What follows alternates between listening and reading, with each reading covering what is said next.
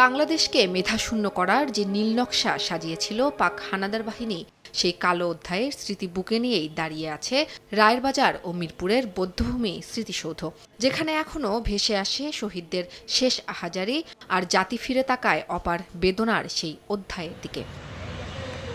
সারা বছর খোঁজ না থাকলেও 14 ডিসেম্বর ঘনিয়ে আসতেই এই দুই বধ্যভূমিতে থাকা স্মৃতিসৌধে শুরু হয় ধোয়া মোছা ও সংস্কার কাজ। তবে এই প্রস্তুতির মাঝেই দেখা মিলল অব্যবস্থাপনার চিত্র।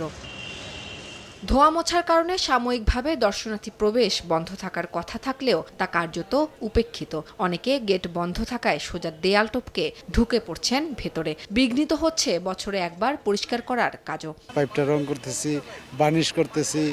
পিছনের সাইডে বাউন্ডারি ওয়াল ভালো না থাকাতে আমরা সামনে দিয়ে লোক আটকাইতে পারতেছি, কিন্তু পিছন দিয়ে লোক এসে ঢুকে পড়তেছে, নিয়ন্ত্রণ করতে পারতেছি না। এটি হলো মেইন সমস্যাটা। এটা আমরা সলভ করার জন্য মন্ত্রণালয়ের কাছে চিঠিপত্র দিয়েছি এবং এস্টিমেটও পাঠাইছি।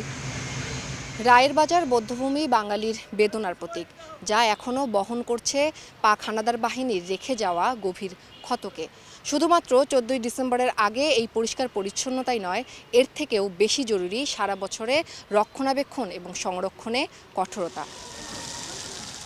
অন্যদিকে পুরোদমে কাজ চলছে মিরপুর বধ্যভূমি স্মৃতিসৌধে।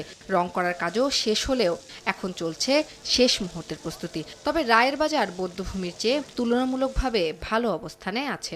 গাছ কাটতে এসি মিশিং দিয়া, তারপরে কবরস্থানের মিনার টিনার ভাঙ্গিয়া গেছে, ওগুলা রিফারিং করতেছি। সবকিছু পরিষ্কার করা হয়েছে, প্রতিটা সেগমেন্ট ভাগ করে দিয়েছি। তো এই অনুযায়ী সবাই কাজ করছে, যেমন গাছ কাটা, তারপর রং করা, পুকুরের পানি পরিষ্কার করা, তারপর বেদি ক্লিন করা। রাষ্ট্রের পাশাপাশি বধ্যভূমি কিংবা মুক্তিযুদ্ধের স্মৃতি বিজড়িত স্থান সামাজিকভাবেও দেখে রাখার তাগিদ মুক্তিযুদ্ধ গবেষক মফিদুল হকের।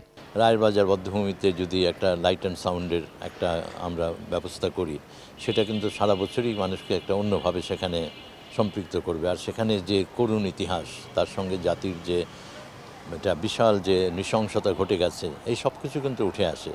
তেমনি অন্যান্য যে স্মৃতিসৌধ আছে, সেখানে কিন্তু এরকম আয়োজনগুলো করা যায়।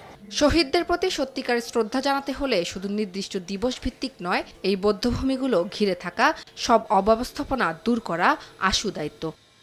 উম্মে হানি, সময় সংবাদ, ঢাকা।